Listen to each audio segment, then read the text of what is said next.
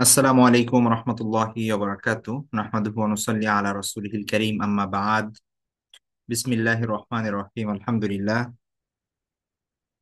আল্লাহ সুবহানাহু ওয়া তাআলার অশেষ মেহেরবানি যে আমরা আমাদের ফরজে আইন কোর্সের আজকে 20তম সেশনে সকলে জয়েন করেছি।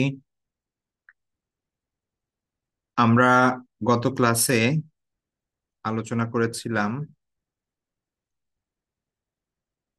যে আত্মীয় স্বজন, প্রতিবেশী এবং সাধারণ মুসলমানদের যে অধিকার সংক্রান্ত বিষয় সেগুলো নিয়ে। আজকে আমাদের টপিক হচ্ছে মেহমানদারি, রোগীর শুশ্রূষা, মৃত ব্যক্তির জানাজা দাফন কাফন সংক্রান্ত ইত্যাদি মাসালা।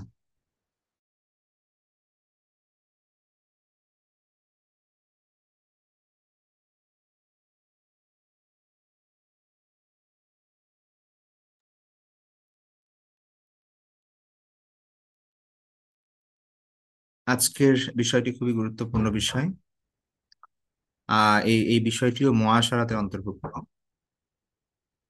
আজকে আমাদের ক্লাসে যে বিষয়গুলো থাকছে সেটা হচ্ছে মেহমানদারির গুরুত্ব, ফজিলত, আহ উভয় পক্ষের করণীয়, মেজবান এবং মেহমানের, রোগ ব্যাধিতে আক্রান্ত হলে একজন মুসলমানের মনোভাব কেমন হওয়া উচিত সেই সংক্রান্ত কিছু বিষয়, এবং রোগীর সেবা করা বা রোগীকে দেখতে যাওয়ার যে বিধান ইসলামে সেটা, এবং মৃত্যু হয়ে গেলে জানাজা সংক্রান্ত দাফন কাফন ইত্যাদি, এবং মৃত্যু পরবর্তী যারা উত্তরাধিকারী আছে তাদের যদি কোনো করণীয় থাকে সেই বিষয়গুলো নিয়ে ইনশাআল্লাহ আজকে আলোচনা করব।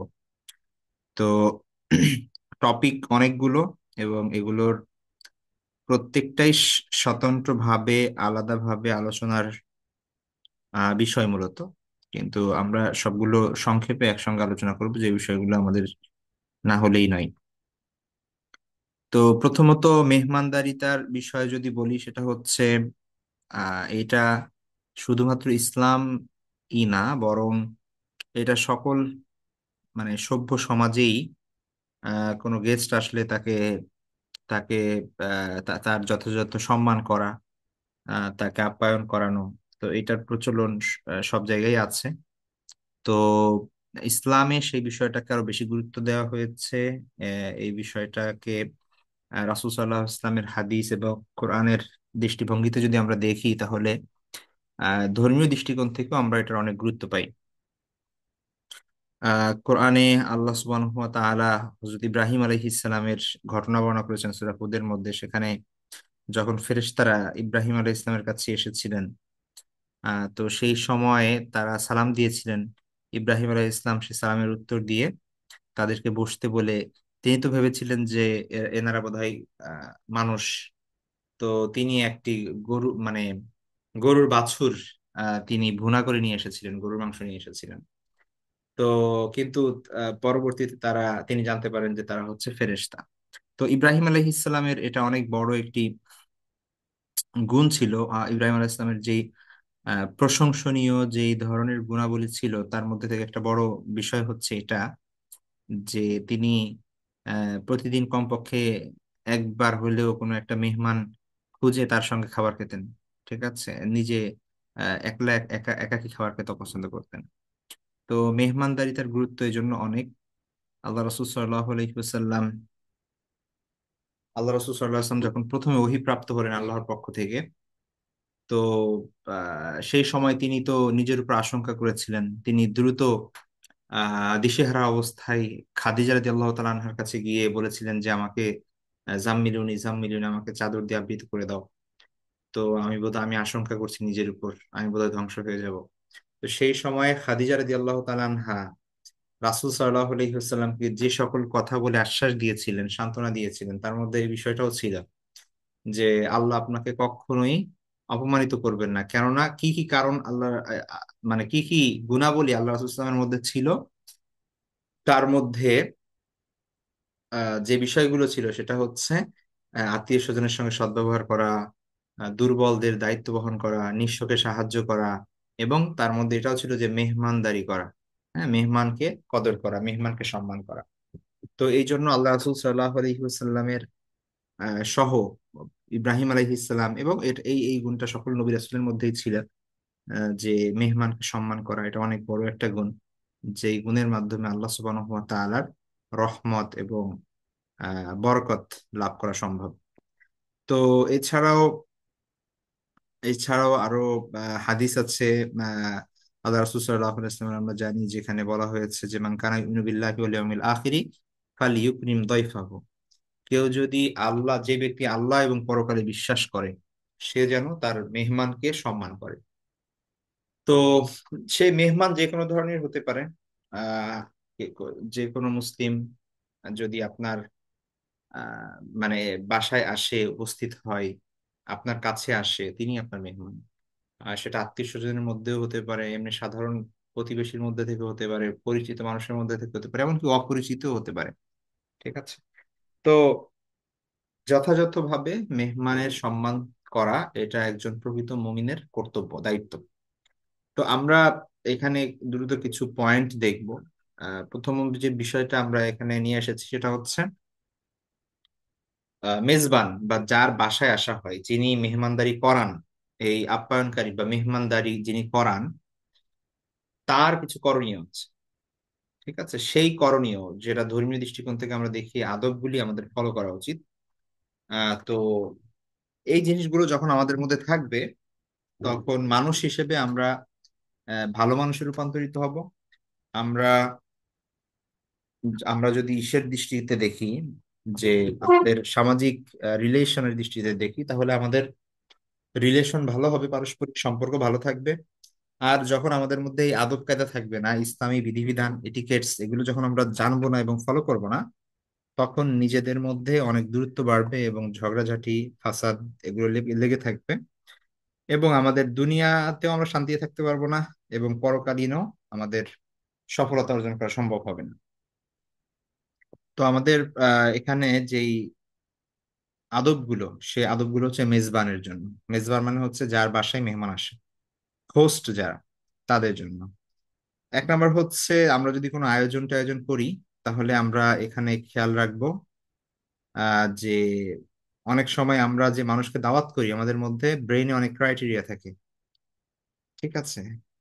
তো দেখা যাচ্ছে যে অনেক আহ ধন সম্পদ আছে, টাকা পয়সা আছে, এমন মানুষদেরকে দাওয়াত দেই, যাদের সমাজে ভালো আহ ইয়া আছে, টাকা পয়সা আছে, যাদের ভালো নাম কাম আছে, প্রসিদ্ধ, এমন মানুষকে আমরা দাওয়াত দেওয়ার চেষ্টা করি। তো এই ক্ষেত্রে, দাওয়াত দেওয়ার ক্ষেত্রে, আল্লাহ ভীরু যারা, আল্লাহওয়ালা, আল্লাহর ভয় যাদের অন্তরে আছে, যারা দিন পালন করেন, এই ধরনের মানুষকে প্রাধান্য দেওয়া উচিত। আল্লাহ রাসূল সাল্লাল্লাহু আলাইহি ওয়াসাল্লামের নির্দেশ হচ্ছে, লা তুসাহিব ইল্লা মুমিনান ওয়ালা ইয়াকুল তাআমাক ইল্লা তাকিয়ুন। লা তুসাহিব ইল্লা মুমিনান মানে হচ্ছে, মুমিন ব্যতীত কাউকে বন্ধু বানায় না, মুমিন ব্যতীত কারোর সাথে চলাফেরা করো না। মানে আহ উঠা বসা, চলাফেরা, এমন এমন যেই লোকদের সাথে করবা, তারা যেন প্রকৃত মুমিন হয়। ঠিক আছে।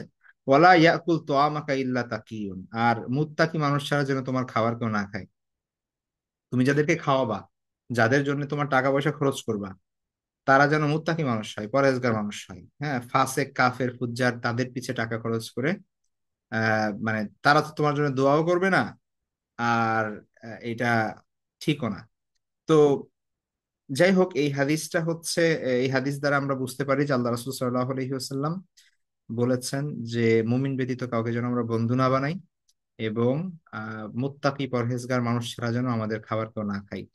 তো এই হাদিসের বিশেষ উদ্দেশ্য আছে, সেটা হচ্ছে যে আহ মূলত মুত্তাকিদের সাহচর্যকে, মুত্তাকি যারা, যারা হচ্ছে আপনার কি বলে, যাদের অন্তরে তাকওয়া আছে, যারা আল্লাহকে ভয় করে, যাদের সঙ্গে চললে আহ আমি নিজেও দিন শিখতে পারবো, বা হচ্ছে আল্লাহর ভয় আমার অন্তরে ঢুকবে, তো এমন মানুষের সাহচর্য যেন আমরা বেশি গ্রহণ করি, তাদের সাথেই যেন আমাদের সময় বেশি কাটে, এইটাকে গুরুত্ব দেওয়ার জন্য এই হাদিস বলা হয়েছে। এবং আহ পাপী যারা, যারা হচ্ছে আল্লাহর বিরোধিতা করে এবং যাদের সাথে মিশলে নিজেরও পাপ করার সম্ভাবনা তৈরি হয়, ঠিক আছে, যে আমাকে ভুল পথে নিয়ে যাবে, এমন মানুষদের থেকে দূরে থাকা বা তাদের সংস্রব পরিত্যাগ করা, এটা উদ্দেশ্য।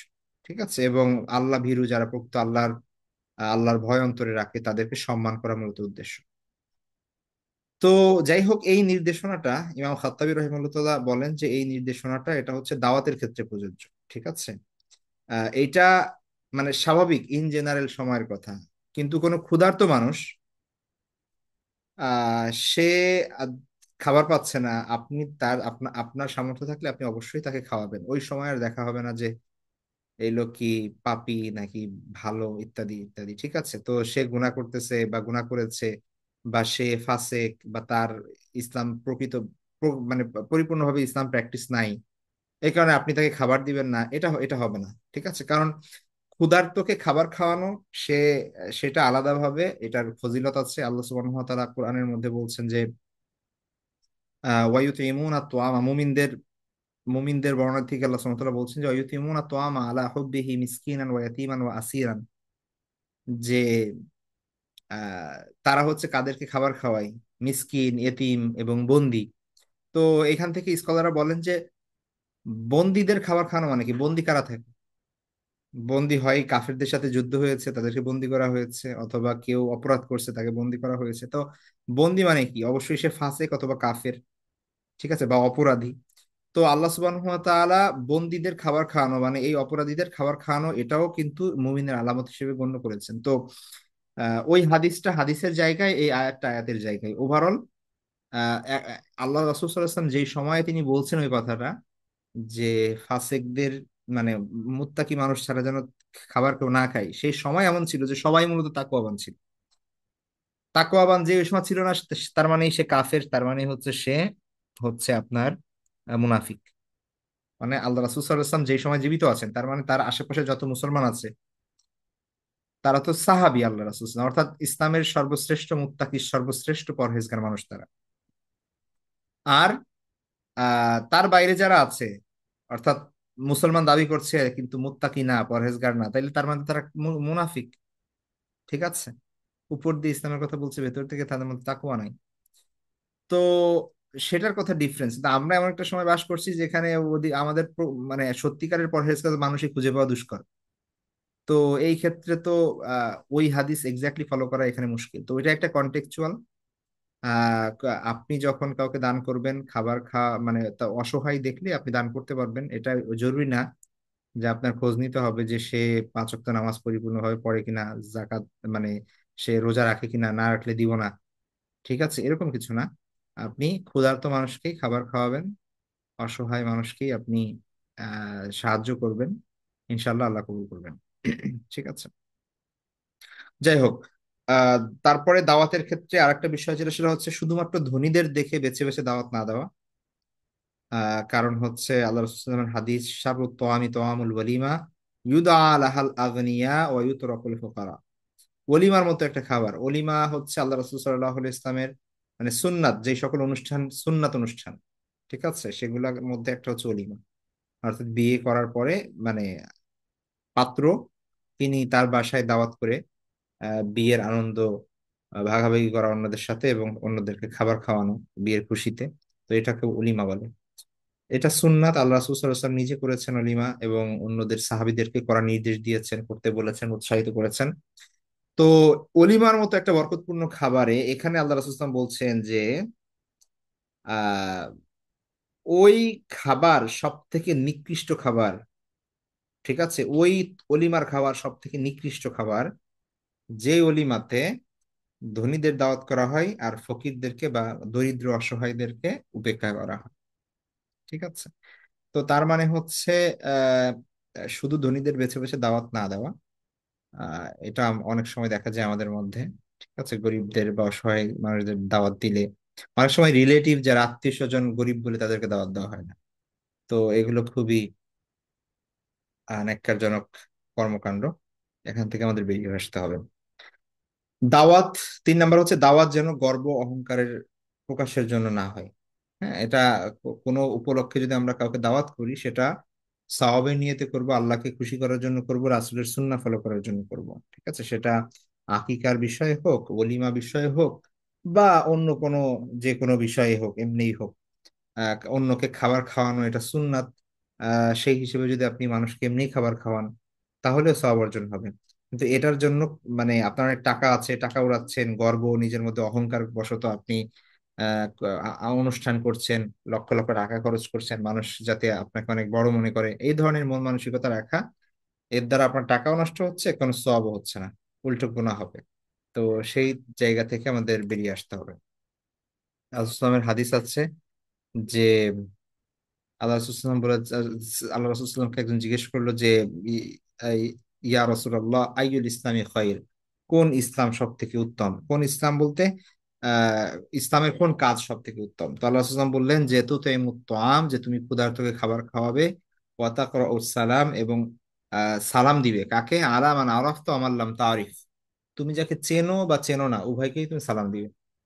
ঠিক আছে, পরিচিত হোক বা অপরিচিত হোক উভয়কে সালাম দেওয়া, ক্ষুধার্তকে খাবার খাওয়ানো, এটা হচ্ছে অন্যতম উত্তম ইসলামের উত্তম আমল। তো মেহমানকে স্বাগত জানানো, রাসূল সাল্লাল্লাহু আলাইহি ওয়াসাল্লামের কাছে যখন প্রতিনিধি দল আসতো তখন তিনি মারহাবান মারহাবা বলে সম্বোধন করতেন। হ্যাঁ? তো এইভাবে কেউ আসলে, অতিথিরা আসলে তাদেরকে সাদরে অভ্যর্থনা জানানো, এটা সুন্নাত। তারপরে অতিথিকে সম্মান করা। আমরা তো জানি, হাদিস অলরেডি পড়েছি, মান কানা ইউমিনু বিল্লাহি ওয়াল ইয়াউমিল আখিরি ফালইউকরিম দাইফাহু, যে ব্যক্তি আল্লাহ এবং পরকালে বিশ্বাস করে সে যেন তার আহ মেহমানদের সম্মান করে। তো মেহমানের সম্মানের প্রতি খেয়াল করা, এটা খুব জরুরি। অতিথিকে দ্রুত খাবার পরিবেশন করা ও তার প্রয়োজনের দিকে লক্ষ্য রাখা। ঠিক আছে, আমরা তো ইব্রাহিম আলাইহিস সালামের ওই ঘটনা থেকে বুঝতে পারি যে তিনি দ্রুত খাবার নিয়ে এসেছেন, কারণ অতিথি যখন আসে তিনি রাস্তায় কষ্ট হয়েছে কিনা, খাবার খেয়েছে কিনা, খেয়ে এসেছে কিনা, তার প্রয়োজনের দিকে খেয়াল রাখা, এটা খুব জরুরি। হ্যাঁ, অনেক সময় দেখা যাচ্ছে অতিথি এসে বসে ওয়েট করতেছে, ওয়েট করছে, যার জন্য আসছে তার খবর নেই, তিনি অন্য কাজে ব্যস্ত। তো এরকম যেন না হয়। আহ অতিথিকে মানে অনেক গুরুত্বপূর্ণ মনে করা এবং তার প্রতি খেয়াল রাখা, তার ফ্রেশ হওয়ার দরকার থাকলে, তার পানি দরকার হলে, টাওয়েল দরকার হলে তাকে ওয়াশরুম দেখিয়ে দেওয়া ইত্যাদি, এই ধরনের যে বিষয়গুলো থাকে, প্লাস হচ্ছে খাবার, ক্ষুধার্ত থাকলে খাবার দেওয়া দ্রুত, সেই বিষয়গুলো দ্রুত, এই বিষয়গুলোর দিকে খেয়াল রাখা। তারপরে মেহমানের আপ্যায়ন নিজে করা। হ্যাঁ, অনেক সময় আমরা দেখা যাচ্ছে যে মেহমান আসে, আহ যারা যারা হচ্ছে হোস্ট, বাসার মালিক, ঠিক আছে, তারা ওই ভিতরে রুমে বসে আছে, আর এই পাশ থেকে তাদের বাসার কাজের মেয়ে বা ছেলে তারা হচ্ছে সার্ভ করছে, এরা নিজেরা একলা একলা খাচ্ছে। মানে এতে এটা উচিত না। ঠিক আছে, এটা উচিত না। বরং মেহমানের সাথে, মেহমান যারা আসবে তাদের সাথে আপ্যায়ন করা, নিজে খাইয়ে দেওয়া, মানে সার্ভ করে দেওয়া, ঠিক আছে, খাবারের ব্যবস্থা করে দেওয়া, সাথে থাকা, এটা এটা খুব জরুরি। ঠিক আছে, এটা এটা থাকলে তারা ফিল করে, মানে লজ্জা ফিল করে না, বরং এটা তারা মনে করে যেটা তাদেরকে সম্মান করা হচ্ছে। তো আপনি অনেক খাবারের আয়োজন করলেন, ঠিক আছে, গেস্ট আসলো, আপনি আপনার কাজের ছেলে মেয়ে তারা খাবার সার্ভ করে দিচ্ছে, আর আপনি ওই ভেতরে যে বসে আছেন, তো এরা তখন কি ফিল করবে?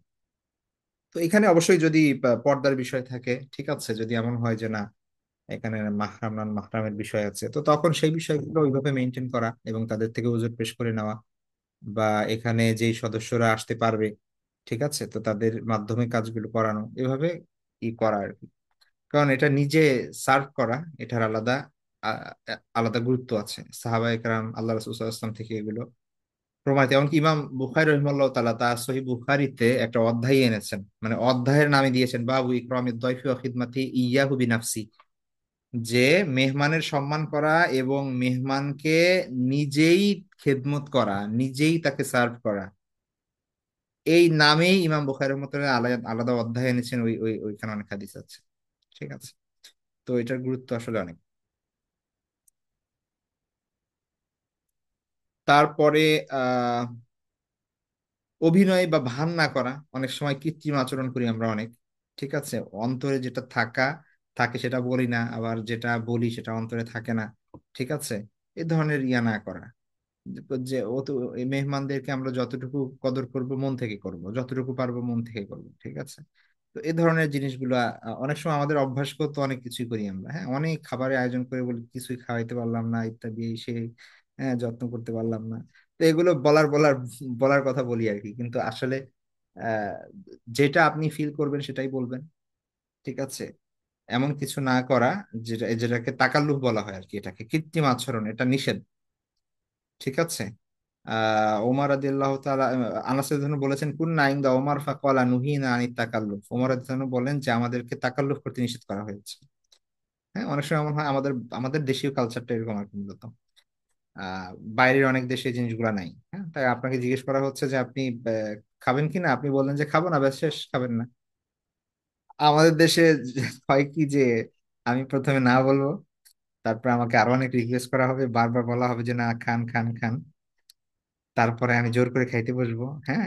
আর যদি না বলে তাইলে খাবার দেওয়ার সময় এরকম করি আমরা, হ্যাঁ, যে জোর করে বেশি দিতে চাই, আবার সে মোটেও নিবে না। এই ধরনের অনেক টাকার লোভ আছে আমাদের সমাজে, কালচারে। তো এই টাকার লোভ গুলো পরিহার করা উচিত আমাদের।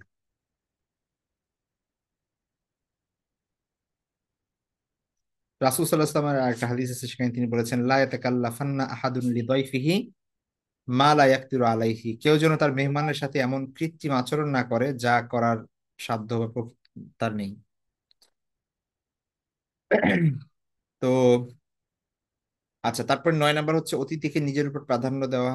এটা খুব ইম্পর্টেন্ট বিষয়। অনেক ক্ষেত্রে দেখা যাচ্ছে যে আহ বাসায় গেস্ট আসলে হয়তো থাকার জায়গা, খাবারের বসার জায়গা বা এমন অনেক কিছুতে হয়তো বা ইয়া পড়তে পারে, ঠিক আছে? তো সেই জায়গাগুলোই মেহমানদের প্রাধান্য দেওয়া, হ্যাঁ, মেহমানদের প্রাধান্য দেওয়া, নিজেরা কষ্ট করে থাকে মেহমানদেরকে ভালো রুমে দেওয়া, বা বা তাদের জন্য যেটা তাদের জন্য কোনো কষ্ট না হয় সেই দিকে লক্ষ্য রাখা। একটা ঘটনা আপনারা জানেন হয়তো বা, আবু তালহা রাদিয়াল্লাহু তাআলা এবং তার স্ত্রীর মানে চমৎকার একটা ঘটনা আছে। আবু হুরায়রা রাদিয়াল্লাহু তাআলা আনহু থেকে বর্ণিত এই হাদিসটি। যে একবার আল্লাহ রাসূল সাল্লাল্লাহু আলাইহি ওয়াসাল্লামের কাছে এক লোক আসলো। তো তিনি আহ আসলো, এখন তাকে খাওয়ানোর জন্য বা মেহমানদারি করার জন্য তিনি তার স্ত্রীদের কাছে, আল্লাহ রাসূল সাল্লাল্লাহু আলাইহি ওয়াসাল্লাম তার স্ত্রীদের কাছে লোক পাঠালেন যে দেখো কার কাছে কি আছে।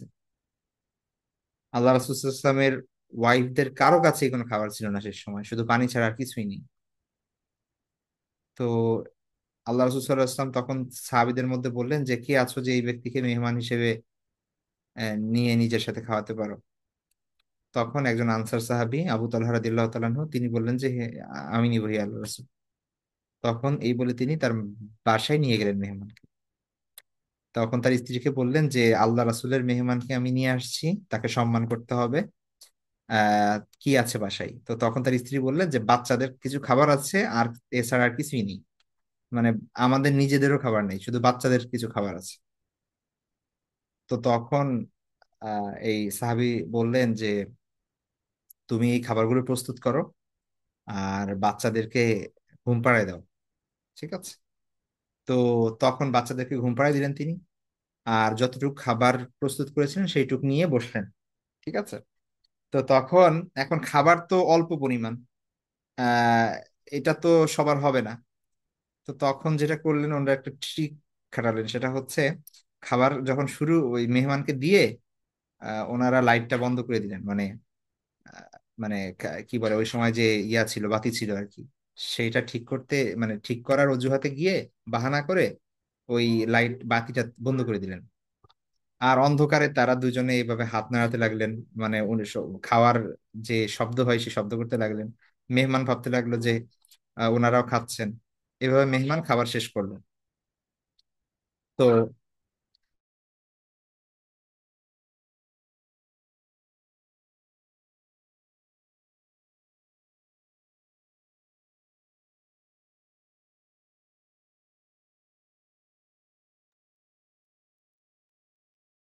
তখন আহ মেহমান বুঝতে লাগলো যে তারাও খাচ্ছে। হ্যাঁ, এভাবে তারা সারা রাত ওই অবস্থায়, অভুক্ত অবস্থায় কাটালেন। তো তখন যখন এই ইয়া তালহা রাদিয়াল্লাহু তাআলা আনহু যখন তিনি আল্লাহ রাসূল সাল্লাল্লাহু আলাইহি ওয়াসাল্লামের কাছে সকালে গেলেন, তখন আল্লাহ রাসূল সাল্লাল্লাহু আলাইহি ওয়াসাল্লাম তাদেরকে দেখে হেসে দিলেন আর বললেন যে তোমাদের রাতের কাণ্ড দেখে আল্লাহ সুবহানাহু ওয়া তাআলা অনেক খুশি হয়েছেন। এবং এই আয়াত নাজিল করেছেন। তখন এই যে সূরা হাশরের যে 9 নম্বর আয়াত, সেখানে আল্লাহ সুবহানাহু ওয়া তাআলা বলছেন যে মুমিনদের পরিচয় দিয়েছে তারা নিজেদের উপর আহ অন্যদেরকে প্রাধান্য দেয়, অগ্রাধিকার দেয়, যদিও তাদের নিজেদের অভাব রয়েছে। তো এভাবে মানে তার মানে হচ্ছে নিজেদের উপর অন্যকে প্রাধান্য দেওয়া। খাবারের সংকট থাকলে নিজেরা কম খেয়ে মেহমানদেরকে দেওয়া, থাকার জায়গার সংকট থাকলে নিজেরা বেড শেয়ার করে বা হচ্ছে ফ্লোরিং করে বা হচ্ছে রুম শেয়ার করে থাকা, অন্যদেরকে দেওয়া। তো এটা এই জিনিসগুলো, এই সৌজন্যটাকু করা, এবং এই প্রত্যেকটা জিনিসের বদলেই আল্লাহ সুবহানাহু ওয়া তাআলা আহ আপনার জন্য অসংখ্য প্রতিদান রেখেছেন। এগুলো এমন না যে জাস্ট আমরা ফর দ্য সেক অফ মানে কর্টেসি আমরা এই জিনিসগুলো করছি, বা একজন মানুষ সে খুব ভালো মানুষ জাস্ট এই জিনিসগুলো করছে, এরকম না। আপনার মনে রাখতে হবে যে এই প্রত্যেকটা জিনিসের জন্য আল্লাহ আপনার জন্য অনেক বরকত রেখেছেন। ঠিক আছে? তো এরকম প্রত্যেকটা জিনিস যখন আমরা আল্লাহর সাথে রিলেট করব, আত্মীয়তা সম্পর্কের ক্ষেত্রে হোক, মেহমানদারির ক্ষেত্রে হোক, অন্যের সাথে ব্যবহারের ক্ষেত্রে হোক, আমরা যখন ইসলামের বিষয়গুলো জানবো যে আমার হক হচ্ছে এতটুকু, আমার কর্তব্য হচ্ছে এতটুকু, তো আপনি জাস্ট আল্লাহকে খুশি করার জন্য করবেন। হ্যাঁ, মেহমানদের একটা একটা আইটেম বেশি দিলে তারা খুশি হবে, বলবে যে ওয়াও এত দিচ্ছে। আপনি নিয়ে রাখবেন যে আপনি যদি একটু ভালো তাদেরকে খাওয়াইতে পারেন, আল্লাহ খুশি হবে। আপনি যদি তাদেরকে একটু ভালো রাখতে পারবেন, আল্লাহ খুশি হবে। যখন আপনার এই মানে মনের ইচ্ছা থাকবে, তখন কিন্তু দেখবেন অনেক কিছু ইজি হয়ে গেছে, সবকিছু ইজি হয়ে গেছে। তখন কেউ খারাপ ব্যবহার করলে আপনার খারাপ লাগবে না। তখন আপনার মনে হবে না এত কষ্ট করে রান্না বাড়ি করে খাওয়াইতেছি, এত কিছু করলাম যার জন্য সেই কথা বললো। তখন আপনার এই মনে হবে না, আপনার মনে হবে আপনি তো আল্লাহর কাছ থেকে রিওয়ার্ড পাচ্ছেনই। সমস্যা কি? আল্লাহর কাছ থেকে প্রতিদান তো আপনি পাচ্ছেনই। আল্লাহ তো আপনার জন্য জান্নাতের অনেক বেশি কিছু রাখবেন এটার পরিবর্তে, আপনি যে কষ্টগুলো করেছেন। সুতরাং কে কি বললো না বললো তাতে কি আসে যায়? তো যখন আমরা প্রত্যেকটা সম্পর্ক আল্লাহর মাধ্যমে আল্লাহর জন্য করব, তখন এই সমস্যাগুলো আর হবে না। ঠিক আছে? তখন আর আহ, মানে আমাদের মনে হবে না যে কার জন্য কি করলাম। ঠিক আছে? এরকম মনে হবে না। আচ্ছা, তারপরে হচ্ছে ডান দিক থেকে খাবার পরিবেশন করা, এটা একটা বড় সুন্নাত। এই জিনিসগুলো আমরা অনেক সময় কি করি, ভ্রুক্ষেপ করি। তো ধরেন টেবিলে যদি এমন ভাবে কেউ বসেও যে গুরুত্বপূর্ণ ব্যক্তিরা বাম সাইডে বসে ফেলছে, আর যেখান থেকে সার্ভ করা হচ্ছে, আর তার ডান পাশে হচ্ছে অগুরুত্বপূর্ণ ব্যক্তিরা বা ছোট মানুষরা, তো তারপরে আপনি ডান দিক থেকে শুরু করবেন। ঠিক আছে? তো চমৎকার দুটো হাদিস এখানে আছে। আপনার যদি দেখেন, সাহার ইবনে সাদ রাদিয়াল্লাহু থেকে বর্ণিত, তিনি বলেন যে আল্লাহ রাসূল সাল্লাল্লাহু আলাইহি ওয়াসাল্লামের নিকট একটি পেয়ালা আনা হলো। তো সম্ভবত পেয়ালায় দুধ ছিল। তো আল্লাহ রাসূল সাল্লাল্লাহু আলাইহি ওয়াসাল্লাম নিজে সেখান থেকে পান করলেন। তারপরে ডান দিকে তাকিয়ে দেখলেন যে একজন ছোট বাচ্চা বসে আছে, আর বয়স্ক লোকেরা তার বাম, আল্লাহ রাসূল সাল্লাল্লাহু আলাইহি ওয়াসাল্লামের বাম দিকে আছেন। এখন আল্লাহ রাসূল সাল্লাল্লাহু আলাইহি ওয়াসাল্লাম নিজেও ভাবলেন যে বয়স্ক লোকদের তো আগে দেওয়া উচিত। ঠিক আছে? তো তিনি, কিন্তু দেওয়া তো উচিত, ডান ডান দিকেই যাবে, এটাই তো নিয়ম। তো তখন তিনি এই বালককে, যে তার ডান দিকে আছে, তাকে তিনি বললেন যে তুমি কি আমাকে মানে অনুমতি দিবে যে আমি বাকি এই পেয়ালাটা বাম দিকে দিব, বড়দেরকে আগে দিব? তো তখন সে বলল, হে আল্লাহ রাসূল, মানে আপনি এই পাত্র থেকে পান করেছেন, এরপরেই আমার পালা, কতটা বরকত আমি পাবো এখানে। হ্যাঁ, আমি এটা কাউরে দিব না। ঠিক আছে? তখন আল্লাহ রাসূল সাল্লাল্লাহু আলাইহি ওয়াসাল্লাম তাকে দিলেন, সেই পান করলো। তো তো এটা একটা বিষয়। আরেকটা হাদিস এখানে আছে, আনাস ইবনে মালিক রাদিয়াল্লাহু থেকে বর্ণিত। তিনি বলেন যে আনাস রাদিয়াল্লাহু বাসায় একবার তারা বসেছিল সবাই গোল হয়ে। তো সেখানে রাসূল সাল্লাল্লাহু আলাইহি ওয়াসাল্লামের জন্য বকরির দুধ দোহানো হলো এবং তারপরে সেটা নিয়ে আসা হলো। তো আল্লাহ রাসূল সাল্লাল্লাহু আলাইহি ওয়াসাল্লাম ওই পাত্র থেকে নিজে পান করলেন। পান করলে তারপরে আহ তিনি পাত্র থেকে মুখ আলাদা করে দেখলেন যে তার বাম পাশে হচ্ছে আবু বকর, তারপরে অন্যান্য বড় বড় সাহাবী তার বাম পাশে বসা, আর ডান পাশে একজন বেদুইন বসে আছে। হ্যাঁ। তো তো এখন উমর রাদিয়াল্লাহু তাআলা তো দেখছেন যে আল্লাহ রাসূল সাল্লাল্লাহু আলাইহি ওয়াসাল্লাম তো ডান দিকে দিয়ে দিবেন। তো উমর রাদিয়াল্লাহু তাআলা বললেন, হি আল্লাহ রাসূল, আবু বকর কিন্তু আপনার পাশেই বসে আছে, তাকে পাত্রটি দিন। তো তো আল্লাহ রাসূল সাল্লাল্লাহু আলাইহি ওয়াসাল্লাম বেদুইনকে পাত্রটি দিলেন, যে তার ডান পাশে ছিল, এবং আহ, তিনি বললেন যে ডান দিকের লোকরাই বেশি হকদার, আল আইমানুন আল আইমানুন। ঠিক আছে, অর্থাৎ ডান দিকদের ডান দিকে যারা তাদেরই অগ্রাধিকার, এবং ডান দিক দিয়েই যাবে, এটাই সুন্নাত। তো এই জন্য খাবার সার্ভ করার ক্ষেত্রেও ডান দিক দিয়ে করা, ঠিক আছে। তো ডান দিক থেকে যাওয়া, একটা একটা দিক থেকে যাওয়া, র্যান্ডমলি না দেওয়া, বা হচ্ছে বাম দিক থেকে শুরু না করা। মেহমানের সামনে রাগ না করা, অসহনশীল না হওয়া, এটা খুবই ইম্পর্টেন্ট বিষয়। অনেক সময় বাচ্চা, তারপরে হচ্ছে ঘরের অনেক বিষয় নিয়ে পরিবারের মধ্যে জ- রাগারাগি হয়, ঝগড়াঝাটি হয়। অনেকে মানে এমন করেন যে মেহমান বসে আছে তাদের সামনে চিল্লাপাল্লা শুরু করে, তো এতে মেহমানরাও বিব্রত হয়। ঠিক আছে, এই জিনিসটা করা উচিত না।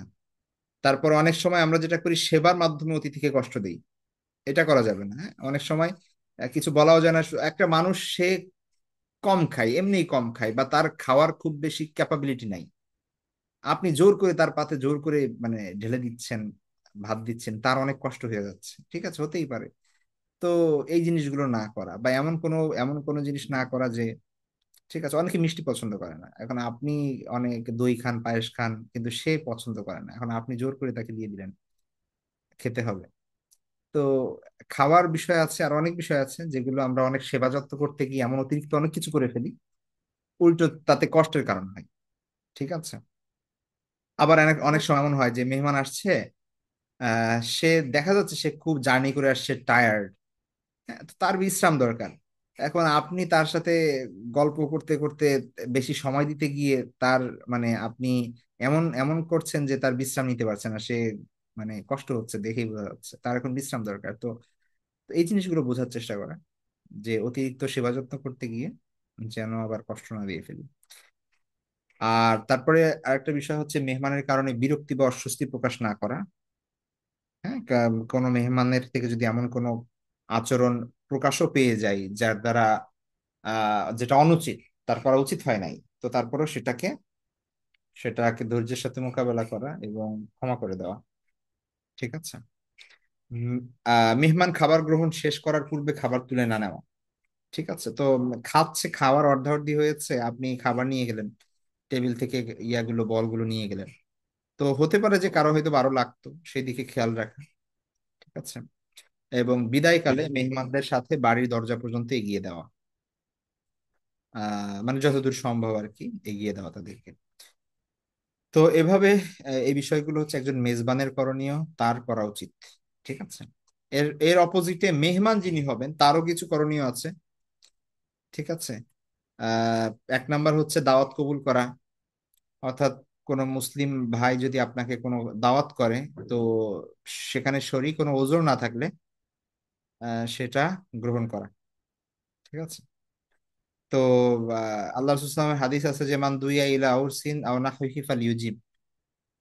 কাউকে যদি বিবাহ বা অনুরূপ কোনো অনুষ্ঠানে দাওয়াত দেওয়া হয়, সে যেন তা কবুল করে। আরেকটা হাদিসে আছে, আল্লাহ রাসূল বলছেন যে, ইদা দুইয়া আহাদুকুম ইলা তুআমিন ফালইউজিব ফা ইন শাআ তুইমা ওয়া ইন শাআ তারাকা। যে কাউকে যদি কোনো খাবারের দাওয়াত দেওয়া হয়, সে যেন তা কবুল করে। এখন সে যদি সে গিয়ে যাবে ওখানে, উপস্থিত হবে, যদি খাইতে ইচ্ছা হয় সে খাবে, যদি খাইতে না চায় ওজোর চেয়ে মাফ চেয়ে চলে আসবে যে, না আমি খাইতে পারতেছি না, আমার এই সমস্যা আছে। ঠিক আছে, কিন্তু সে দাওয়াত কবুল করবে অবশ্যই। দাওয়াত কবুল করার ক্ষেত্রে ধনী দরিদ্র পার্থক্য না করা, শুধু বড় লোকরা দাওয়াত দিলে যাব, গরিবরা দাওয়াত দিলে যাব না, এরকম কোনো বিষয় নেই। ঠিক আছে। ধনী দরিদ্রের পার্থক্য এখানে করা উচিত না, যে কেউ দাওয়াত দিলে সেখানে যেতে হবে। সিয়ামের কারণে অনুপস্থিত না থাকা, আল্লাহ রাসূলুল্লাহ সাল্লাল্লাহু আলাইহি ওয়াসাল্লাম বলেন যে, ইদা দুই আহাদুকুম ফালিউজি ফা ইন কানা সাইমান ফালিউসাল্লি ওয়া ইন কানা মুফতিরান ফালিয়াতাম। যে তোমাদের কেউ যদি দাওয়াত দেওয়া হয়, কাউকে যদি দাওয়াত দেওয়া হয়, সে যেন তা কবুল করে। ঠিক আছে। সে যদি রোজাদার হয় তাহলে দাওয়াতকারীর জন্য দোয়া করবে, আর যদি রোজাদার না হয় তাহলে খাবার খাবে। ঠিক আছে। যদি রোজাদার হয় সে বলবে যে, আমি রোজাদার, আমি খেতে পারছি না, কিন্তু তোমাদের জন্য দোয়া করলাম। ঠিক আছে। কিন্তু দাওয়াত তারপরে কবুল করতে হবে। মেজবানের বাড়িতে যেতে দীর্ঘক্ষণ বিলম্ব না করা, অনেক সময় গেস্ট তার জন্য সবাই অপেক্ষা করছে। হ্যাঁ। তো ফেমাস মানুষ, তার আসার পরে সবাই খাবে, এখন এই লোক দেরি করতেছে ঘন্টার পর ঘন্টা, সবাই বসে আছে। তো এই এই ধরনের যা কাজ যেন না হয়। ঠিক আছে। যথাসময়ে মেজবানের বাড়িতে যাওয়া, বা সেই আয়োজনের স্থলে যাওয়া, এটা জরুরি। ঠিক আছে, বিলম্ব না করা। মেজবানের বাড়িতে প্রবেশ বা বিদায়কালে অনুমতি নেওয়া, এটাও গুরুত্বপূর্ণ বিষয়। আহ আহ, তারপরে মেজবানের বাড়িতে 3 দিনের অধিক না থাকা। আহ তো 3 দিন থাকার বিষয় যেটা, সেটা হচ্ছে ডিপেন্ড করছে এটা সম্পর্ক কেমন বা কি, বা তাদের মনোভাব কেমন, ঠিক আছে, তার উপর। বাকি যদি এমন হয় যে, মানে 3 দিন হচ্ছে সাধারণ, ঠিক আছে, অর্থাৎ আহ একদিন, মানে একদিন এক রাত তো অবশ্যই ভালোভাবে আপ্যায়ন করতে হবে মেহমান আসলে। আর 3 দিন হচ্ছে সাধারণ আপ্যায়ন, এটা একজন মুসলমানের একজন হক সে পাবে, ঠিক আছে। তো যদি মেজবানের কষ্ট হয়ে যায়, তাহলে মেহমানের এটা উচিত যে সে 3 দিনের বেশি যেন সেখানে অবস্থান না করে, ঠিক আছে, স্বাভাবিকভাবে।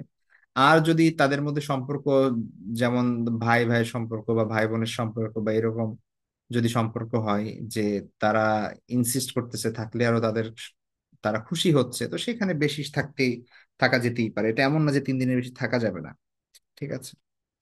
দাওয়াত দেওয়া হয়নি এমন কাউকে সাথে নিয়ে আসতে চাইলে মেজবানের অনুমতি নেওয়া। হ্যাঁ, আপনাকে দাওয়াত দিয়েছে, আপনি সাথে আরো 2জনকে নিয়ে গেলেন। এখন এটার জন্য কি তার আসলে প্রস্তুতি আছে কি না, সেটাও তো আপনি জানেন না, তো সেটার জন্য কি করা, এটার জন্য অনুমতি নেওয়া যে আমার সাথে 2জন আসতেছে, তাদেরকে নিয়ে আসবো কিনা বা এরকম আর কি, ঠিক আছে। তো এটা খুব ইম্পর্টেন্ট, এগুলো কমন সেন্সের বিষয় যদিও। স্বতঃস্ফূর্ত ভাবেও খুশি মনে ফিরে আসা, খাবার গ্রহণের পরে মেজবানের জন্য দোয়া করা। এখানে আল্লাহ রাসূলুল্লাহ সাল্লাল্লাহু আলাইহি ওয়াসাল্লাম দোয়াটি পাঠ করেন, আল্লাহুম্মা বারিক লাহুম ফীমা রাযাকতাহুম ওয়াগফির লাহুম ওয়ারহামহুম। ঠিক আছে, অন্য একটা বর্ণনা আছে, আল্লাহুম্মা আতঈম মান আতআমানি ওয়াসকি মান সাকানি। তো মেহমানদের জন্য এই দোয়াগুলো পাঠ করা, এগুলো সুন্নাত। মেজবানের কৃতজ্ঞতা স্বীকার করা।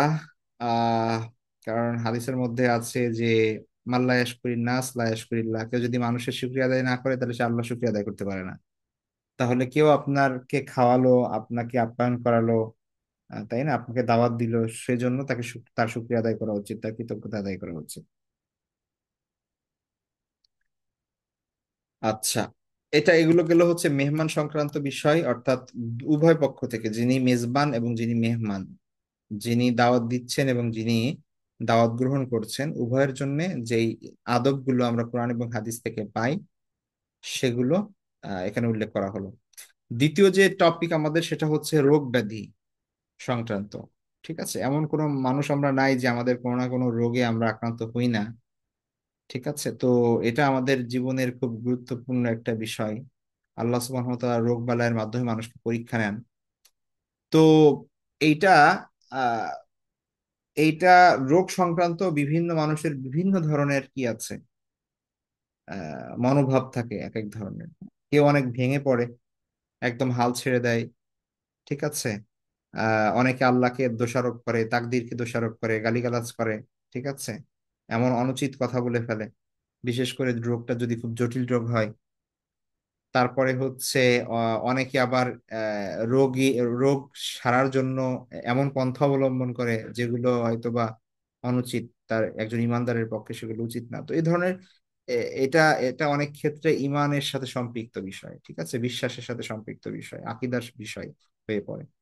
তো আমাদের রোগের ব্যাপারে বিশুদ্ধ আকীদা লালন করতে হবে, এটা আমাদের মাথায় রাখতে হবে, ঠিক আছে। তো বিশুদ্ধ আকীদা বলতে কি বোঝাচ্ছি আমরা, প্রথমত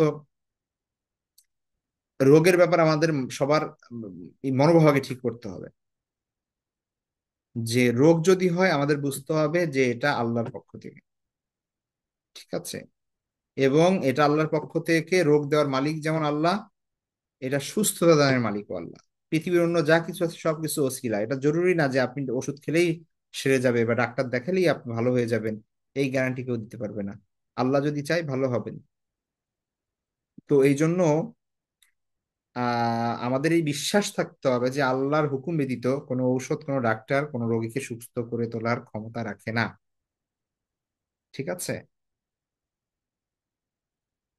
আবার কোনো ব্যক্তি কোনো বস্তুও কাউকে রোগাক্রান্ত করতে পারে না, সুস্থ করতে পারে না, যদি আল্লাহ না চায়। সুতরাং রোগ দেওয়ার মালিকও আল্লাহ, রোগ মুক্তি দেওয়ার মালিকও আল্লাহ। এই জন্য হাদিসের মধ্যে আল্লাহ রাসূল সাল্লাল্লাহু আলাইহি ওয়াসাল্লাম বলছেন, লা আদওয়া ওয়া সাফারা ওয়ালা হামা, কোনো ছোঁয়াচে রোগ, সংক্রমণ রোগ বলতে কিছু নাই, ঠিক আছে, ইসলামে। তো এই জন্য এটা খুব ইম্পর্টেন্ট যে আমাদের এই বিশ্বাস থাকবে যে রোগ রোগ দেওয়ার মালিক, রোগ সারানোর মালিক এগুলো একমাত্র আল্লাহ। ঠিক আছে, এখানে যদি আমরা কোনো ধরনের চিন্তা ভাবনা, যদি আমরা অন্য ধরনের বিশ্বাস লালন করি, তাহলে সেটা কিন্তু অনেক ক্ষেত্রে আমাদের ইমানের ক্ষতি হবে।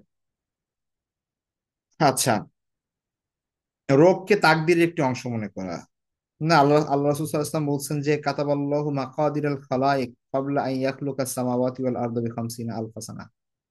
আসমান জমিন সৃষ্টির 50 বছর, 50,000 বছর আগে আল্লাহ সুবহানাহু ওয়া তাআলা প্রতিটি সৃষ্টির তাকদীর লিখে রেখেছেন। তো এই তাকদীর মানে জীবনের সুখ দুঃখ, বালা মুসিবত, তারপরে এই যে আপনার অসুখ বিসুখ, এমনকি আনন্দ খুশি যা কিছুই আছে, এই সব কিছুই তাকদীরের লেখা অলরেডি। রোগ শোক যেগুলো হয় আমাদের, এগুলো তাকদীরের লেখা। ঠিক আছে, আমরা ছোট বড় যে রোগী আক্রান্ত হই না কেন, এটা আমাদের শুধু জন্মের পূর্বে না, এটা আকাশ জমিন সৃষ্টির 50,000 বছর আগে আল্লাহ সুবহানাহু ওয়া তাআলা লিখে রেখেছেন। সুতরাং আহ আমরা কি করব? আল্লাহর উপর ভরসা করব এবং মনে করব যে এটা আল্লাহর পক্ষ থেকে। ঠিক আছে, আল্লাহ সুবহানাহু ওয়া তাআলা সূরা তাওবায় বলছেন যে কুল লা ইউসিবানাল ইল্লা মা কাতাবাল্লাহু লানা হুয়া মাওলানা ওয়া আলাল্লাহি ফালিয়াতাওয়াক্কালিল মুমিনুন। তুমি বলো যে আল্লাহ আমাদের তাকদিরে যা লিখে রেখেছেন তা ব্যতীত আমাদের কাছে নিকট আমাদের কিছুই হবে না। লা ইউসিবানা, কোনো কিছু আমাদের আক্রান্ত করতে পারবে না, কোনো কিছুই হবে না। ইল্লা মা কাতাবাল্লাহু লানা, আল্লাহ যা লিখে রাখছে তা ব্যতীত। ঠিক আছে, আর আল্লাহই আমাদের অভিভাবক। আর মুমিনদের উচিত শুধু তার উপরই ভরসা রাখা। অন্যত্র আল্লাহ সুবহানাহু ওয়া তাআলা বলছেন মা আসাবা মিন মুসিবাতিন ফিল আরদি ওয়ালা ফি আনফুসিকুম ইল্লা ফি কিতাবিম মিন ক্বাবলি আন নাবরাহা ইন্না যালিকা আলাল্লাহি ইয়াসির। পৃথিবীতে এবং তোমাদের জীবনে এমন কোনো বিপদ নাই, এমন কোনো বিপদে তোমরা আক্রান্ত হও না, এমন কোনো বিপদ আসে না যেটা আল্লাহ সুবহানাহু ওয়া তাআলা সৃষ্টির পূর্বে তার যে কিতাব মানে লৌহে মাহফুজে মানে তা লিখে রেখে রাখেননি, এমন কোনো কিছু নাই। হ্যাঁ, ইন্না যালিকা আলাল্লাহি ইয়াসির, এটা আল্লাহর জন্য খুবই সহজ। তো এটা সুস্পষ্ট বিষয়, এটা কোরআন এবং হাদিসের আলোকে, সুতরাং আমাদের এই বিশ্বাস রাখতে হবে। ঠিক আছে, তো আমরা যেন বিপদেও হতাশাগ্রস্ত না হই। আল্লাহ সুবহানাহু ওয়া তাআলা বলছেন লিকাইলা তাসাউ আলা মা ফাতাকুম, তোমরা যে ক্ষতিগ্রস্ত হয়েছো সেই কারণে যেন তোমরা, মানে তোমরা যা হারাও তাতে যেন তোমরা হতাশাগ্রস্ত না হও, অথবা কোনো বিপদ আসলে যেন তোমরা হতাশ হয়ে না পড়ো। আর ওয়ালা তাফরাহু বিমা আতাকুম, আর তোমরা যদি কোনো কিছু পাও, কোনো যদি সফলতা অর্জন করো, সেই কারণে যেন খুশিতে আত্মহারা না হয়ে যাও। আল্লাহু লা ইউহিব্বু কুল্লা মুখতারিন ফাখুর, কারণ আল্লাহ সুবহানাহু ওয়া তাআলা উদ্ধত অহংকারীকে পছন্দ করেন না। তো এই জন্য আমাদের আকীদা আগে ঠিক করতে হবে এই বিষয়ে। ঠিক আছে, আকীদা ঠিক করতে হবে। রোগের কষ্টে ধৈর্য ধারণ করা,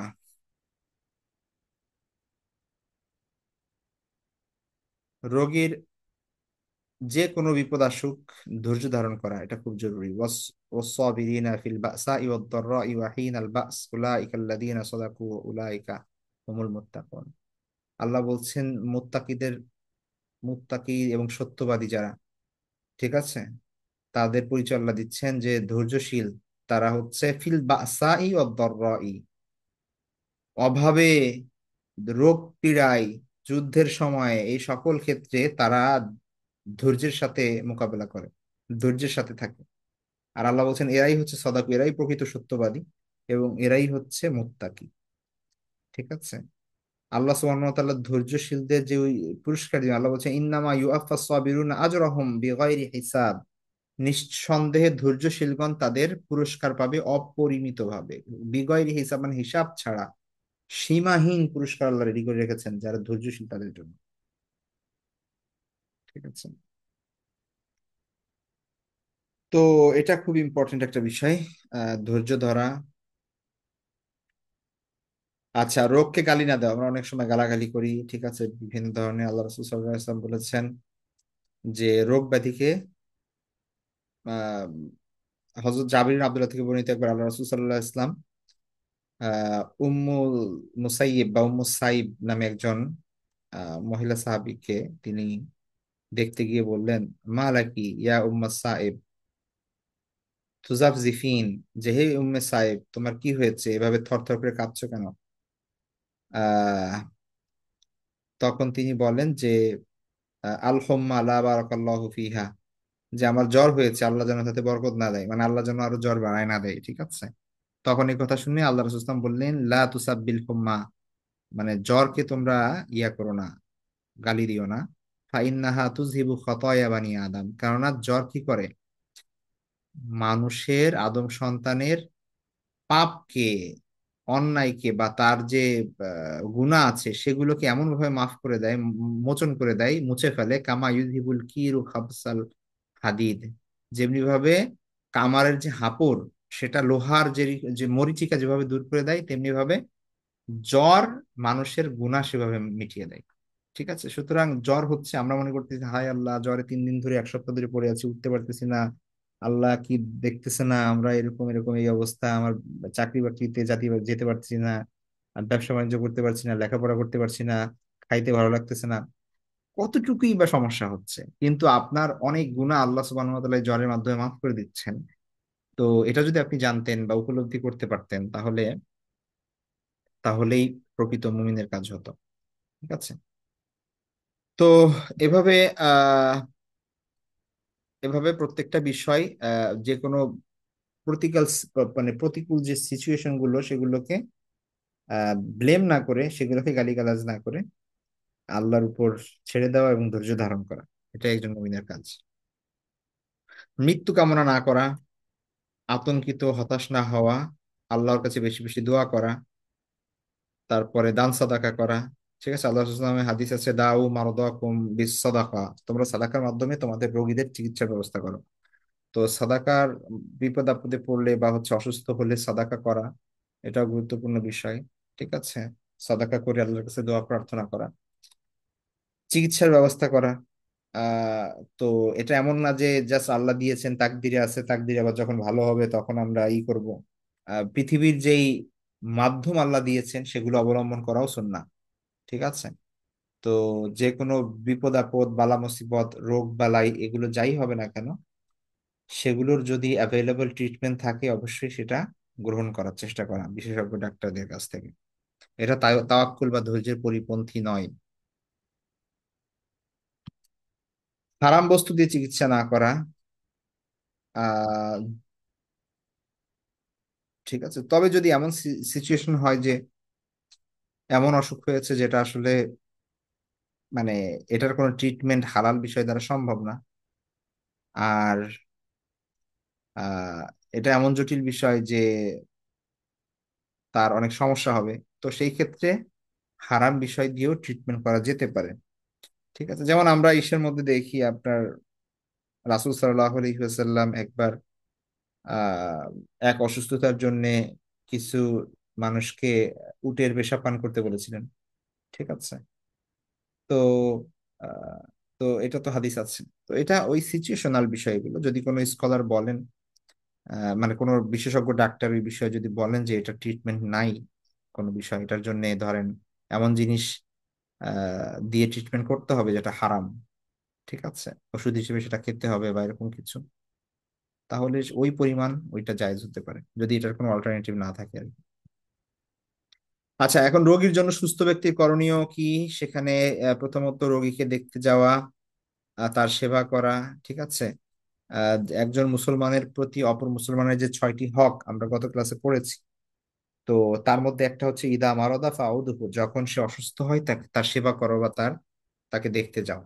ঠিক আছে।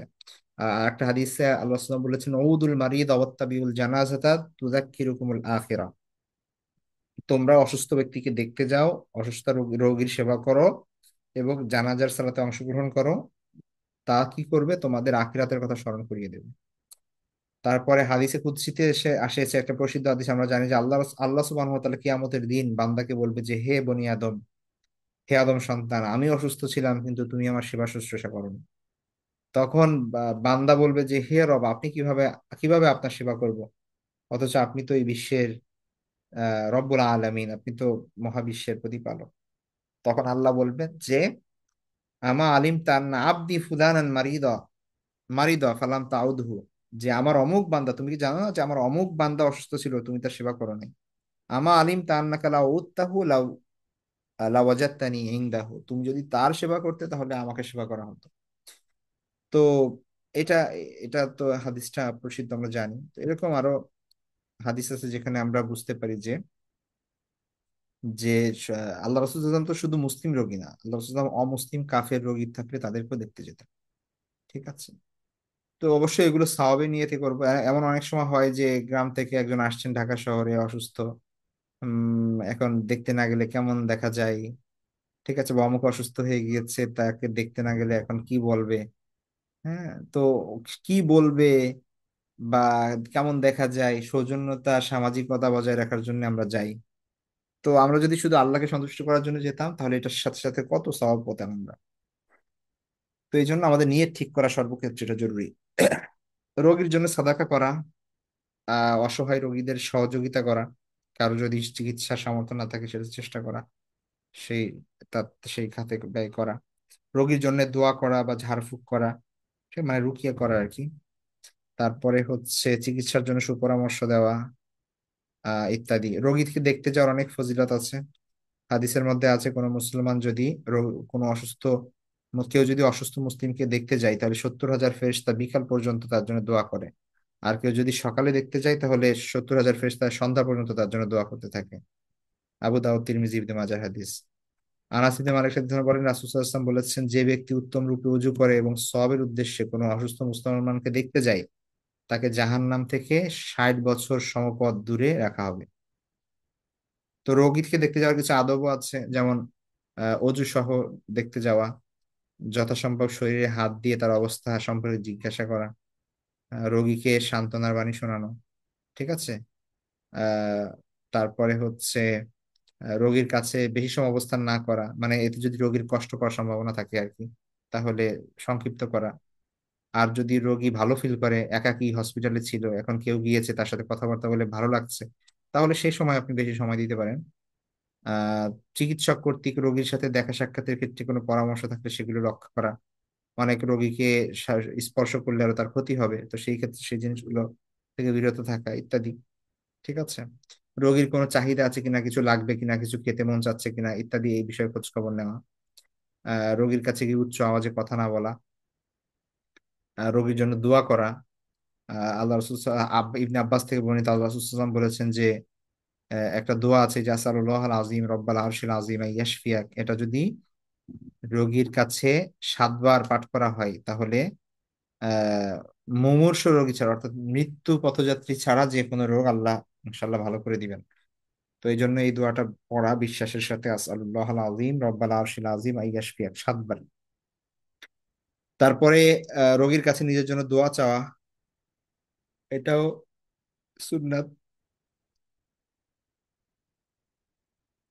রোগী মুমূর্ষু হলে তার কাছে সূরা ইয়াসিন পাঠ করা, অসুস্থ ব্যক্তিকে রোগের অবস্থা সম্পর্কে খুঁটিয়ে খুঁটিয়ে জিজ্ঞাসা না করা। ঠিক আছে। এতে অনেক সময় সে বিব্রত বোধ করে। আচ্ছা, এগুলো গেলো হচ্ছে রোগী সংক্রান্ত, রোগ সংক্রান্ত বিষয়। আর একটা বিষয় আছে, সেটা হচ্ছে মৃত ব্যক্তি সংক্রান্ত বিষয়। আল্লাহ সুবহানাহু ওয়া তাআলা কোরআনে বলেছেন, কুল্লু নাফসিন যায়িকাতুল মাউত, প্রত্যেক প্রাণী মৃত্যুর স্বাদ আস্বাদন করবে। এখানে তো আসলে কেউই সেই মানে এক্সেপশন নাই এখানে কোনো। ঠিক আছে। তো এখানে মৃত্যুর পূর্ব মুহূর্তে মৃত্যুর সময়টা খুব ইম্পর্টেন্ট। আল্লাহ রাসূলুল্লাহ সাল্লাল্লাহু আলাইহি ওয়াসাল্লাম বলেছেন, ইন্নামাল আমালু বিল খাওয়াতিম, আমল, এই বিষয়টা বিবেচনা হবে মানুষের শেষ অবস্থার বিবেচনায়। একটা মানুষ ধরেন সারা জীবন আমল করছে, তাহাজ্জুদ পড়ছে, ঈমান আমল ঠিক ছিল, মৃত্যুর আগ মুহূর্তে বা মৃত্যুর আগে সে কোনো কারণে ঈমান থেকে যদি বিচ্যুত হয়ে যায়, সে যদি শিরিক করে বা কুফরে লিপ্ত হয়, তাহলে আল্লাহ কিন্তু এটা দেখবেন না যে সারা জীবনে কতটুকু কুফর করছে আর কত বেশি আমল করছে, এরকম হবে না। সে যেহেতু কুফুর অবস্থায় বা শিরিক অবস্থায় মৃত্যুবরণ করেছে, তার কিন্তু সবকিছুই বরবাদ। তেমনি ভাবে একটা মানুষ সারা জীবন কুফুর এবং শিরকের মধ্যে লিপ্ত ছিল, কিন্তু মৃত্যুর পূর্বে বা একটা দেখা যাচ্ছে যে বৃদ্ধ বয়সে গিয়ে সে সত্যকে উপলব্ধি করতে পেরেছে এবং আল্লাহ হেদায়েত দিয়েছেন তাকে, আর তার মৃত্যু হয়েছে তাওহীদের উপর, তাহলে হয়তো আল্লাহ সুবহানাহু ওয়া তাআলা তাকে কি করবেন, আশা করা যায় তাকে ক্ষমা করবেন। তো এই যে শেষ অবস্থাটা, এটা খুব গুরুত্বপূর্ণ। ঠিক আছে। তো এই জন্য এই মৃত্যুর পূর্ব মুহূর্তে আহ ভালো মানে হচ্ছে ভালো থাকে। আল্লাহ রাসূল সাল্লাল্লাহু আলাইহি ওয়াসাল্লাম বলেছেন যে লাক্কিনু মাউতাকুম লা ইলাহা ইল্লাল্লাহ, যে ব্যক্তি মৃত্যু পথযাত্রী তার পাশে লা ইলাহা ইল্লাল্লাহর তালকিন করা। ঠিক আছে, লা ইলাহা ইল্লাল্লাহ বেশি বেশি পড়া যাতে সেও পড়ে এটা শুনে। তো এটা এটা জরুরি। কারণ মৃত্যুর পূর্ব মুহূর্ত সময়টা শয়তান তার শেষ চেষ্টা করে যে কোনোভাবে না কোনোভাবে এই লোকটাকে গোমরা করার জন্য। কারণ একটা মানুষ মারা যাচ্ছে মানে হচ্ছে সে একদম তার দুনিয়ার খাতা ক্লোজ হয়ে যাচ্ছে। তো এই অবস্থায় যদি কাউকে গোমরা করা যায় তাহলে তার পৃথিবীতে যত আমল সে করছে এর পূর্বে সব শেষ। তো এই জন্য শয়তানের একটা অনেক বড় চাল থাকে এবং অনেক বড় প্রচেষ্টা থাকে যে মৃত্যু পথযাত্রীকে সে বিভিন্ন লোভ দেখাতে থাকে, বিভিন্ন মানে আমরা হয়তো বা সেটা জিনিসগুলো দেখি না বা উপলব্ধি করি না, কিন্তু সে প্রচেষ্টা করতে থাকে। তো এই জন্য তালকিন দেওয়া মানে হচ্ছে মৃত্যু পথযাত্রী ব্যক্তিকে কালিমা তাইয়্যিবার বারবার শোনানো, তার কানের কাছে পড়া, পাশে পড়া, তাকে পড়তে বলা, এটা এটা সুন্নাহ। এটা আল্লাহ রাসূল বলেছেন। কারণ হাদিসের মধ্যে আছে মান কানা আখিরু কালামিহি লা ইলাহা ইল্লাল্লাহ দাখালাল জান্নাহ, যার শেষ কথা হবে লা ইলাহা ইল্লাল্লাহ সে জান্নাতে প্রবেশ করবে। তো আরেকটা হাদিসে আছে যে ইকরাউ ইয়াসিন আলা মাউতাকুম, যে তোমরা মৃত্যু পথযাত্রীর পাশে সূরা ইয়াসিন পাঠ করো, এটাও আছে। তো এটাও পড়তে পারি আমরা। আচ্ছা, মৃত্যু হয়ে গেলে আমাদের আপনজনদের কিছু করণীয় আছে। ঠিক আছে, তো এটা খুব ইম্পর্টেন্ট বিষয়। আমাদের বাবা মা মারা গেলে, আমাদের আত্মীয় স্বজন মারা গেলে, আমাদের নিকটাত্মীয় যারা আমরা আছি তাদের কি করণীয়?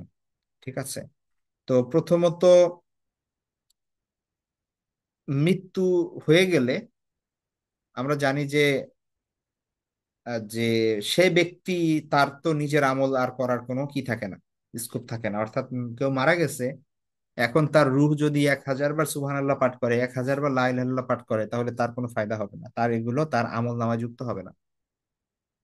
তার আমল নামায় কি যুক্ত হবে? সে যদি এই পৃথিবীতে কোনো সাদাকায়ে জারিয়া করে থাকে যেটা চলমান এখনো আছে, অথবা সে যদি কোনো মানে ইলমি কোনো কাজ করে যায়, জ্ঞানের কোনো এমন কোনো কাজ করে যায়, ঠিক আছে, যেই তার সেই জ্ঞান থেকে মানুষ ফায়দা অর্জন করছে। সে একটা বই লিখে গিয়েছে, সেই বই থেকে মানুষ ফায়দা অর্জন করছে এখনো। সে একটা কিতাব লিখে গিয়েছে, সেখান থেকে মানুষ উপকৃত হচ্ছে, ওইটা তো অবশ্যই পাবে। অথবা তার যদি তার যে উত্তরাধিকার মানে মানুষ আছে, অর্থাৎ তার যে সন্তানাদি আছে, আত্মীয় স্বজন আছে, তাদের দোয়াও তাকে কি করবে, তাকে কি দিবে, তাদের আমল। তো এভাবে এটাকে বলা হয় ইসালে সওয়াব। ইসালে সওয়াব মানে হচ্ছে সওয়াব পৌঁছানো আর কি, হ্যাঁ। তো সন্তান যদি বাবা মার জন্য দোয়া করে তো সেটাও বাবা মার জন্য সেইটার সওয়াব যায়। ঠিক আছে, তো এখানে কিছু করণীয় আছে। সেটা হচ্ছে প্রথমত যদি কোনো ঋণ থাকে, প্রথমত কেউ মারা গেলে তার তো অবশ্যই সুন্দরভাবে দাফন কাফন জানাজা ইত্যাদি সেই জিনিসগুলো করতে হবে। ঠিক আছে, সুন্দরভাবে গোসল করাতে হবে, তার জানাজার নামাজ আদায় করতে হবে, দাফন করা, এগুলো করতে হবে, এগুলো তো আছেই। এর পাশাপাশি যদি তার ঋণ থাকে তাহলে ঋণ পরিশোধ করা এটা ইম্পর্টেন্ট, হ্যাঁ। ঋণ পরিশোধ করা ইম্পর্টেন্ট। কারণ আল্লাহ রাসূলুল্লাহ সাল্লাল্লাহু আলাইহি ওয়াসাল্লাম বলেছেন যে আহ, উম, মৃত ব্যক্তির রূহ এটা ঝুলন্ত অবস্থায় থাকে যতক্ষণ না তার ঋণ পরিশোধ করা হয়। ঠিক আছে, এমনকি সে যদি জান্নাতি মানুষও হয়, জান্নাতের দরজায় পার করতে পারে না, সে ওইখানে দাঁড়ায় থাকবে যতক্ষণ না তার ঋণ দেওয়া হবে। আর যদি এটা না দেওয়া হয় তাহলে তার জন্য এটা পরবর্তীতে মানে জাহান্নামের ফয়সালা হয়ে যেতে পারে। তো এটা এমন সিরিয়াস বিষয়। তারপরে হচ্ছে ধরেন আহ কেউ যদি, তার উপর হজ ফরজ ছিল কিন্তু সে হজ করে যায় নাই, তো তার বদলি হজ তার পক্ষ থেকে হজও করে করা যাবে। আহ এ- ঠিক আছে, তো এরকম কিছু বিষয় আছে। সেই জিনিসগুলো সে যদি রোজা শেষের দিকে যদি রোজা না রেখে মারা যায় তো সেটার বদলে ফিদিয়া দিয়ে দেওয়া। ঠিক আছে, তো সেই জিনিসগুলো করা, এই জিনিসগুলো আমাদের দায়িত্ব। আর তার জন্য দোয়া করা, সেগুলো তো আছেই। আচ্ছা, জানাজার নামাজের, প্রথমত জানাজার যে বিষয়, জানাজার নামাজ হচ্ছে ফরজে কিফায়া। কেউ যদি মারা যায়, একজন মুসলমান যদি মারা যায়, তাহলে সে যে এলাকায় মারা গিয়েছে ওই এলাকার মানুষের উপর দায়িত্ব যে তার জানাজার দাফন কাফন এটা সম্পন্ন করবে। ঠিক আছে, তো দাফনে বিলম্ব না করা এটা জরুরি। মৃত ব্যক্তির যে অধিকার, দাফন পরবর্তী দোয়া ইস্তেগফার করা, তারপরে হচ্ছে ওসিয়ত দেনা পরিশোধ করা, তিনি যদি তার যদি কোনো ঋণ থাকে যেটা বললাম সেই ঋণ পরিশোধ করা, যদি হজ না করে গিয়ে থাকে তাহলে হজ আদায় করা, এটাও করা যেতে পারে, হাদিসের মধ্যে আছে। আর তার জন্য কোরআন তেলাওয়াত করা, নফল নামাজ, হ্যাঁ, তার জন্য মৃত ব্যক্তির জন্য নামে কুরবানিও দেওয়া যাবে, যেতে পারে। তো বিভিন্ন, তার জন্য দোয়া করা যেতে পারে, ভালো আমল করা যেতে পারে, মানুষকে খাওয়ানো যেতে পারে। ঠিক আছে, যে কোনো ধরনের ভালো কাজ করা যেতে পারে তার জন্য। তো ঠিক আছে, আজকে আমাদের এ পর্যন্তই থাকবে। আমাদের নেক্সট ক্লাস ইনশাল্লাহ শুক্রবারে, আল্লাহ তৌফিক দিলে। তো আমরা, ওকে, নেক্সট আমাদের কিছু আমাদের ইয়াগুলো এখনো আমি ভুলে গিয়েছিলাম আপনাদের লেকচার শিট গুলো দিতে, আমি ওটা এখনই দিয়ে দিচ্ছি সেগুলো। আর ভিডিও গত ক্লাসেরটা এবং আজকেরটা একসঙ্গে দিয়ে দিব আজকে ইনশাল্লাহ। ঠিক আছে, আজকে পর্যন্তই থাকবে। ভালো থাকবেন সবাই, দোয়া করবেন। আসসালামু আলাইকুম রহমতুল্লাহ।